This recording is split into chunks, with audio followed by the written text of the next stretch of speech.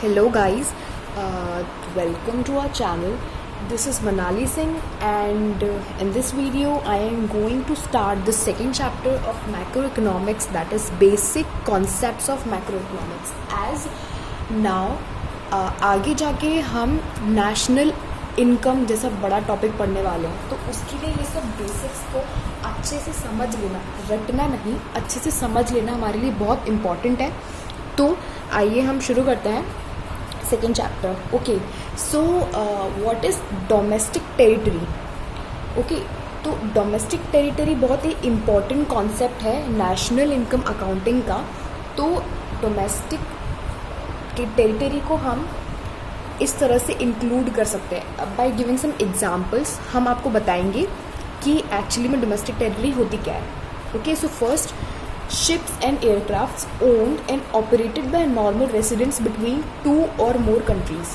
For example, हम suppose करते हैं कि प्लेन ऑपरेट करता है एयर इंडिया का रशिया और जापान के बीच में. ये एक डोमेस्टिक टेरिटरी है, ये हमारा असेट है क्योंकि ये हमारा डोमेस्टिक टेरिटरी में इंक्लूड कर रहा है. ऑपरेशन कहाँ पे हो रहे हैं ये हमारे लिए मैटर नहीं करता. मैटर ये करता है कि वो हमारे असेट्स हैं, वो हमारे असेट्स का पार्ट है और वो हमारे डोमेस्टिक टेरिटरी के अंदर इंक्लूड करता है. Okay, second is fishing vessels, oil and natural gas rigs and floating platforms operated by the residents of a country in the international waters where they have exclusive rights of operation. Okay, जैसे example है, अगर हमारा कोई platform है floating, पानी के ऊपर कोई प्लेटफॉर्म है या फिर कोई बोट है या फिर कोई वाटर से यूज़ करने वाली, water as a transportation medium use करने वाली चीज़ इंटरनेशनल वाटर्स में ऑपरेट कर रही है, लेकिन वो ओन कर रही है हमारा रेसिडेंट्स ऑफ जो हमारे कंट्री के रेसिडेंट हैं, यानी इंडियन रेसिडेंट्स हैं, वो अगर उसे ओन करते हैं और अगर वो राइट्स यूज़ करके अपने वहाँ पे ऑपरेशन कर रहे हैं, वहाँ पे अपना काम कर रहे हैं, तो वो हमारा डोमेस्टिक टेरिटरी के अंदर आएगा. Third, embassies, military establishment of a country located in abroad. Example, हमारे बहुत सारे हमारे इंडियन एम्बेसी हर कंट्री में होता है. सिमिलरली वर्ल्ड में जितने भी कंट्रीज़ हैं, मोस्टली के एम्बेसीज आपको इंडिया में, दिल्ली में मिल जाएंगे. तो अगर हमारा एम्बेसी किसी अब्रॉड कंट्री में लोकेटेड है तो वो हमारा कंट्री का डोमेस्टिक टेरिटरी का पार्ट होगा, ना कि अब्रॉड के उसका. सो बेसिकली हम 3 पॉइंट्स को कंक्लूड करते हैं. अगर कोई फ्लोटिंग प्लेटफॉर्म, बोट, अगर हमारा रेसिडेंट ऑफ कंट्री अगर उसे ओन करता है और अगर वो इंटरनेशनल वाटर्स में है तो वो हमारी प्रॉपर्टी होगी. सेकेंड, अगर कोई एम्बेसी अगर अब्रॉड में है या फिर कोई मिलिट्री एस्टेब्लिशमेंट हमारी अब्रॉड में है तो वो हम ओन करेंगे, हमारा कंट्री का ओनरशिप है. एंड थर्ड इज़ कोई भी शिप या एयरक्राफ्ट है जो कि 2 अदर अब्रॉड कंट्रीज़ में ऑपरेट कर रही है, तो that is also our domestic territory, our domestic economic territory also we can say. So this is not abroad's property which is owned by abroad people. This property is owned by us who are domestic territorians. Okay, so we will discuss what domestic territory does not include.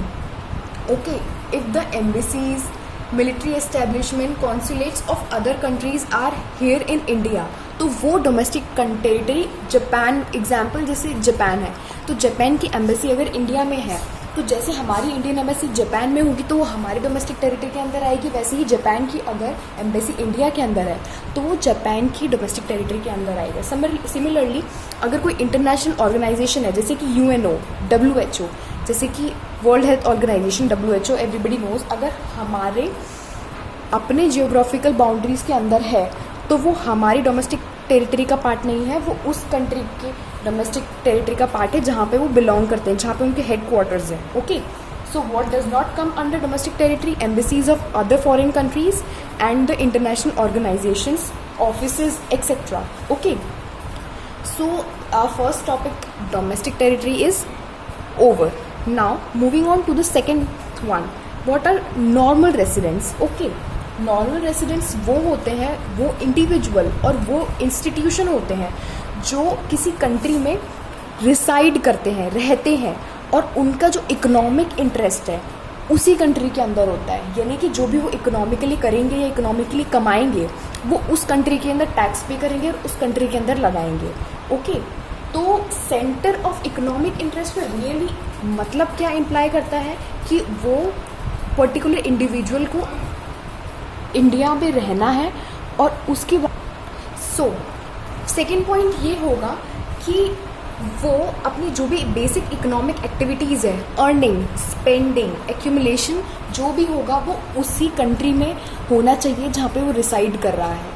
तो normal resident वो person होगा जिसका centre of economic interest उसी country के अंदर lie करता हो। Okay, so what we are going to discuss now is, ये सारी जो पॉइंट्स आगे मैं बताने वाली हूँ ये नॉर्मल रेसिडेंट की कैटेगरी में नहीं आते हैं। ओके, जो फॉरेनर्स होते हैं, जो यहाँ पे रिक्रिएशनल हॉलीडेज, विजिटर्स, टूरिस्ट होते हैं, वो नॉर्मल रेसिडेंट उस कंट्री के होंगे जहाँ से वो आएंगे, ना कि वो उस कंट्री में जहाँ पे वो विजिट कर रहे हैं। Second is foreign staff of embassies. Obviously embassies है दूसरे कंट्रीज़ की, तो उसमें स्टाफ भी फॉरेन कंट्री का ही होगा। तो वो कंट्री की नॉर्मल रेसिडेंट्स उस कंट्री के होंगे जहाँ पे वो पहले रहते थे, जहाँ से वो आए हैं, ना कि जहाँ पे वो रिसाइड कर रहे हैं। Okay, third thing is international organisation के जो भी मेंबर्स होते हैं वो उस कंट्री के नॉर्मल रेसिडेंट्स होते हैं जहाँ से वो ऑपरेट करें। वो नॉर्मल रेसिडेंट्स इंटरनेशनल एरिया में होंगे जहाँ से वो बिलोंग करते हैं, ना कि जहाँ पे वो काम कर रहे हैं। Okay, same is for employees of, for example, आप एग्जाम्पल देख लो, American working in UNO office located in India will be treated as normal resident of America, that is जहाँ से वो बिलोंग करता है, ना कि जहाँ पे वो काम कर रहा है। So these are the exceptions of what normal residents are called. अगर कोई एम्बेसी वाला यहाँ पे काम कर रहा है, उसका इकोनॉमिक इंटरेस्ट भी यही है, लेकिन वो उस जगह पे काम कर रहा है जो कि हमारी डोमेस्टिक टेरिटरी के अंदर नहीं आता, तो इसीलिए वो नॉर्मल रेसिडेंट भी कंसिडर नहीं किया जाएगा। लेकिन एक चीज़ होती है, अगर वो एम्प्लॉय 1 साल से ज़्यादा इंटरनेशनल इंस्टीट्यूशन में काम कर रहा है तो वो उस कंट्री का नॉर्मल रेसिडेंट बन जाता है।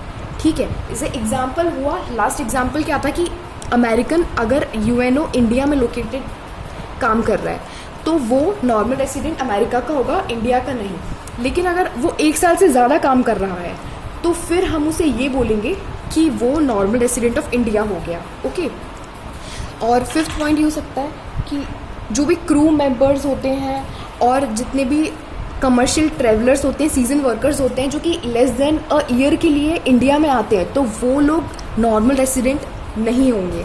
ओके, बॉर्डर वर्कर्स जो कि इंटरनेशनल बॉर्डर्स के आसपास रहते हैं और यूजुअली उनका बॉर्डर क्रॉस करना चलता रहता है जस्ट बिकॉज ऑफ वर्क।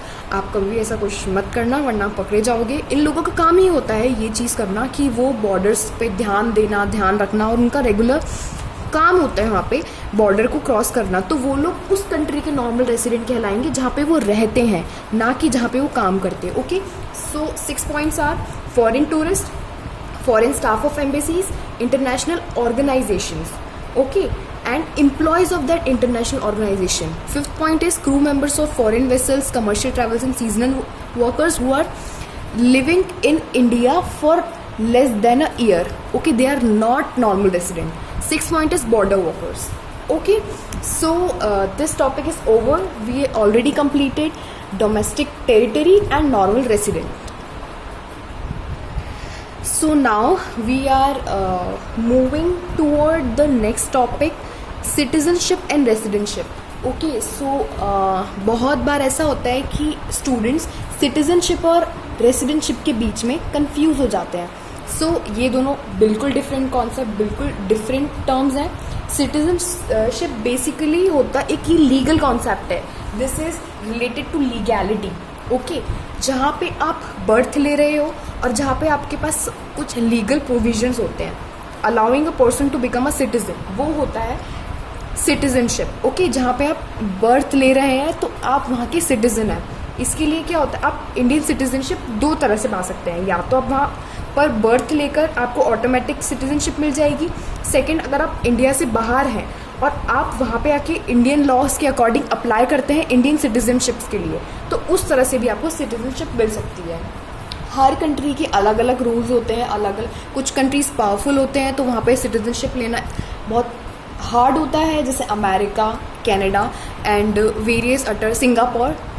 और कुछ कंट्रीज़ हैं जहाँ पे काफ़ी इजीली आप कुछ इन्वेस्टमेंट करेंगे या फिर कुछ साल तक आप वहाँ पे रहेंगे तो आपको वहाँ से आपकी सिटीजनशिप मिल जाएगी। Okay, so this is called citizenship where you take birth at in a country and then automatically you get a citizenship, and second you can apply for citizenship by complying with the law.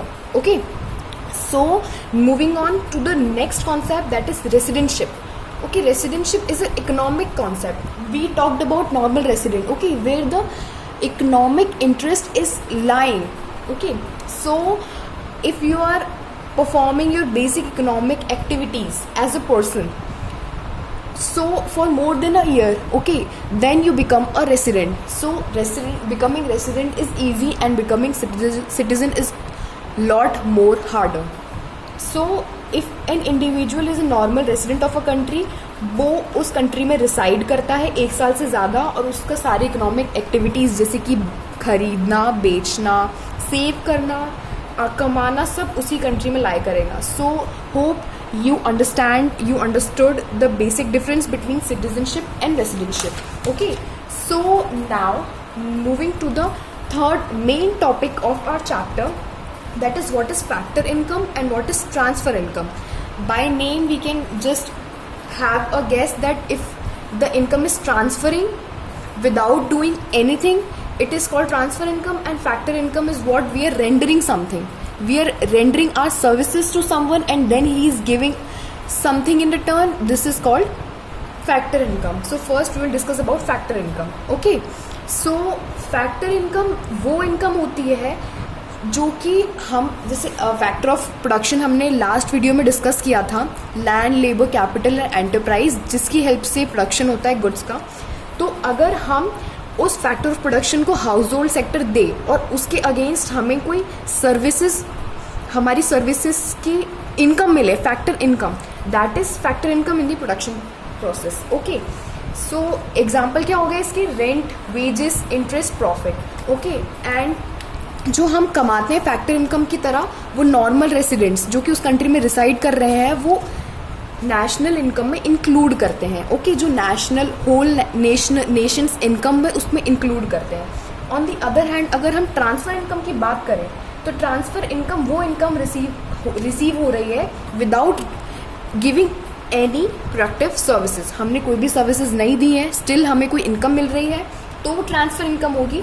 ये unilateral होती है, मतलब single sided, एक side हो रहा है, कुछ भी 2 साइड वर्क नहीं हो रहा. इसको हम यूनिलेटरल यानी 1 साइडेड कॉन्सेप्ट भी बोल सकते हैं. ओके, सो ये नेशनल इनकम में किसी भी तरह से इंक्लूड नहीं होता है क्योंकि कोई भी प्रोडक्शन गुड्स एंड सर्विसेज का नहीं हो रहा है, कुछ भी इकोनॉमिकली कुछ भी प्रोड्यूस नहीं हो रहा है, तो हम इसको नेशनल इनकम में इंक्लूड नहीं करेंगे.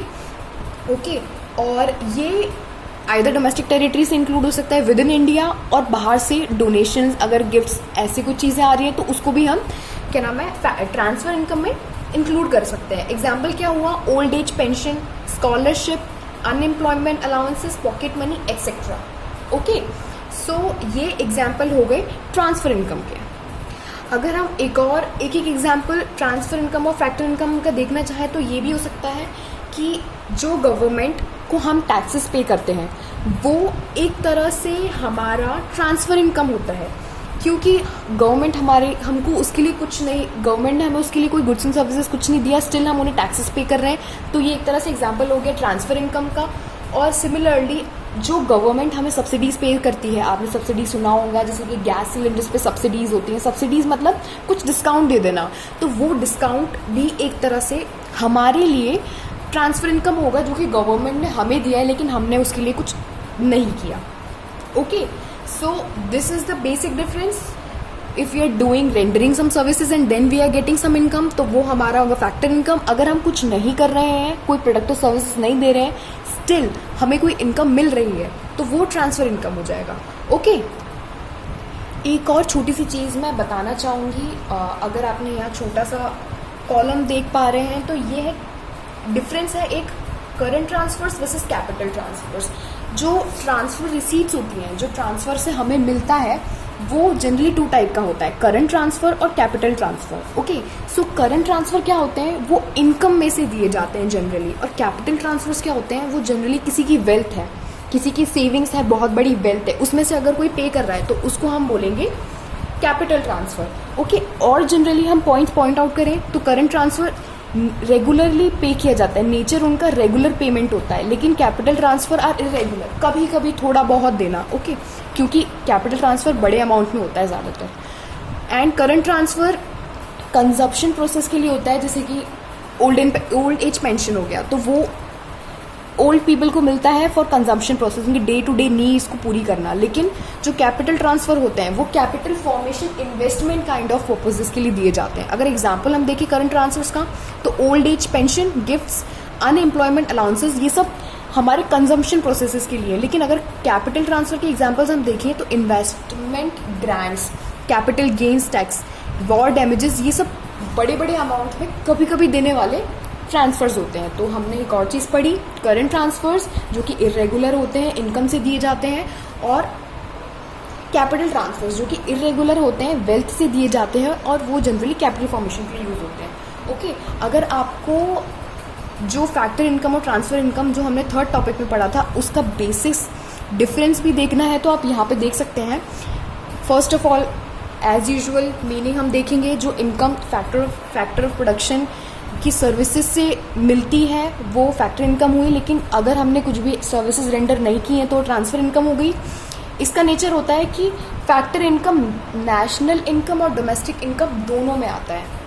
ओके, लेकिन जो ट्रांसफ़र इनकम है, जो किसी भी प्रोडक्शन से नहीं हो रहा है, कोई भी सर्विसेज रेंडर नहीं कर रही है, वो किसी भी चीज़ में नहीं आएगा ना तो नेशनल इनकम में ना डोमेस्टिक इनकम में। ओके, ये एक अर्निंग कॉन्सेप्ट है जो अर्न करा जा रहा है, लेकिन ये रिसीव कॉन्टेंट है, मतलब सिर्फ हमें रिसीव हो रहा है, हम उसके लिए कुछ अर्न नहीं कर रहे हैं, कुछ सर्विसेज नहीं दे रहे हैं। ओके, इसमें लेने वाला कौन है, रेसिपिएंट कौन है। ओके, तो जो फैक्टर्स ऑफ प्रोडक्शन है, लैंड, लेबर, कैपिटल, एंटरप्राइज, जो काम कर रहे हैं वही रेसिपिएंट है यहाँ पे। लेकिन ये यहाँ पे जो रेसिपिएंट है वो जनरली हाउस होल्ड और गवर्नमेंट होता है। हाउस होल्ड जैसे कि सब्सिडीज के केस में हाउस होल्ड को सब्सिडीज मिल रही है, on the other hand scholarship. Okay, so last topic in this video will be final goods and intermediate goods. Okay, so what is final goods? Final goods वो होते हैं जो कि last either use for consumption और for investment, जो last में सीधा consume कर लिया जाता है या फिर इन्वेस्टमेंट उसमें कर दिया जाता है।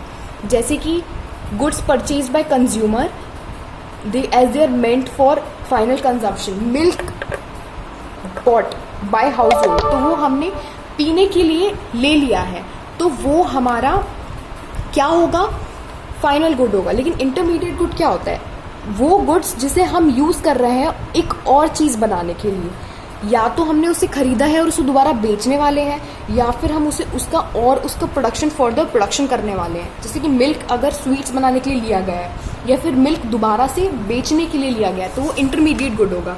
Okay, so important points intermediate goods का ये होगा कि ये डिराइव डिमांड पे डिपेंड करता है, यानी कि जो भी इंटरमीडिएट गुड है, जैसे कि सपोज करो चीनी, अगर ये इसकी डिमांड हमें वैसे पता चलेगी कि स्वीट की कितनी डिमांड है। अगर स्वीट की डिमांड ज़्यादा है तो शुगर की भी ज़्यादा होगी, और स्वीट की डिमांड कम है तो शुगर की भी कम होगी। जैसे कि गुड्स होते हैं जो ड्यूरेबल गुड्स होते हैं, ट्रक्स, एयरक्राफ्ट्स, ये सब जो गवर्नमेंट परचेज करती है मिलिट्री पर्पसेस के लिए, ये इंटरमीडिएट गुड्स की तरह आता है, क्योंकि ये डिफेंस सर्विसेज में यूज़ होने वाला है, ना कि फॉर मार्केट सेल और ना कि इन्वेस्टमेंट के लिए। ओके, और इंटरमीडिएट गुड्स की जो वैल्यू होती है वो लास्ट में फाइनल गुड्स में मर्ज कर दी जाती है, ना कि अलग, नहीं तो फिर इकोनॉमी में डबल काउंटिंग की प्रॉब्लम हो सकती है और ज़्यादा वैल्यू हो सकती है, लेकिन हमें उतना फ़ायदा नहीं हो सकता। Okay, so this is a topic called production boundary.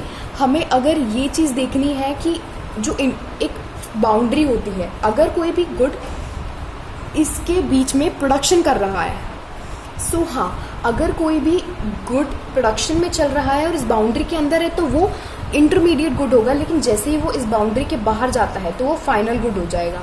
यहाँ देखिए, the production boundary is the line around the productive sector. Okay, productive sector यानी कि जो गुड इस अंदर, अगर इसके अंदर है और इसके अंदर इसमें कुछ ना कुछ प्रोडक्शन चल रहा है, कुछ ना कुछ प्रोडक्शन चल रहा है, तो वो अभी भी इंटरमीडिएट गुड है, लेकिन जैसे ही वो फाइनल गुड बन के कंज्यूमर के पास पहुंच जाएगा तो वो हो जाएगा final good. Okay, so how to define, how to classify goods is intermediate and final. कैसे हम डिफ्रेंशिएट करेंगे कि वो इंटरमीडिएट गुड है या फाइनल गुड है, तो वो आखिरकार यूज़ कैसे हो रहा है। अगर हम शुगर अब नॉर्मल मिल्क में डाल के खा रहे हैं तो वो हमारा फाइनल गुड होगा, लेकिन अगर हम उस चीनी को यूज़ करके स्वीट बनाएंगे और फिर उसको बेचेंगे तो हमारा शुगर इंटरमीडिएट गुड होगा, ना कि फाइनल गुड। ओके, सो हम जो डिफरेंस इस चीज़ की बेसिस पे बनाते हैं कि वो चीज़ आखिर में कैसे यूज़ हो रही है। डायरेक्ट कंजम्पशन हो रहा है तो वो हमारा फाइनल गुड होगा, लेकिन अगर कुछ और प्रोडक्शन हो रहा है तो वो हमारा होगा इंटरमीडिएट गुड। ओके, तो जो हमारा नेशनल इनकम में जितने भी गुड्स आएंगे वो फाइनल गुड्स होंगे, ना कि इंटरमीडिएट गुड्स। नहीं तो प्रॉब्लम होगी डबल काउंटिंग की और उसकी वजह से वैल्यू बहुत ज़्यादा इंक्रीज हो जाएगी। Okay, so next thing is the difference between intermediate good and final good. So first definition, जो कंजप्शन या इन्वेस्टमेंट के लिए यूज़ हो रहा हो और जो फर्दर रीसेल के लिए, प्रोडक्शन के लिए हो रहा हो, इंटरमीडिएट गुड होगा। Okay, final goods both national domestic income में आएगा, इंटरमीडिएट गुड्स किसी में भी नहीं आएगा। ओके, और फाइनल गुड की डायरेक्ट डिमांड होती है क्योंकि वो सीधा डिमांड फुलफिल करती है, लेकिन डिराइव्ड डिमांड होती है इंटरमीडिएट गुड्स की, जिस चीज़ में वो यूज़ हो रहा है। जो फाइनल गुड, अगर स्वीट के लिए शुगर यूज़ हो रही है तो स्वीट की डिमांड उस चीज़ पे डिपेंड करेगी कि स्वीट की डिमांड कितनी है। अगर स्वीट की ज़्यादा है तो शुगर की भी ज़्यादा होगी। Okay, value addition. Okay, fourth is value addition. If वो रेडी फॉर यूज़ होगा फाइनल यूज़र के लिए तो हमें और वैल्यू ऐड नहीं करनी है फाइनल गुड में, लेकिन अगर वो यूज़ करने के लिए रेडी नहीं है तो अभी उसमें वैल्यू लगानी बाकी है ताकि वो फाइनल गुड बन जाए। Okay, production boundary, final good production boundary को क्रॉस कर चुका होता है यहाँ पे देखिए, लेकिन जो इंटरमीडिएट गुड होता है वो प्रोडक्शन बाउंड्री के अंदर ही होता है। एग्जाम्पल देख लीजिए, milk purchase by house hold for consumption, तो वो क्या होगा, फाइनल गुड। लेकिन अगर इंटरमीडिएट गुड है तो milk used in dairy shop for resale. Okay, so this is the end of the video. इसके बाद का पार्ट मैं नेक्स्ट वीडियो में पढ़ाऊंगी, तो उसके बाद में वो चैप्टर कंप्लीट हो जाएगा। थैंक यू, एंड आपको अगर पसंद आता है तो प्लीज़ शेयर एंड सपोर्ट।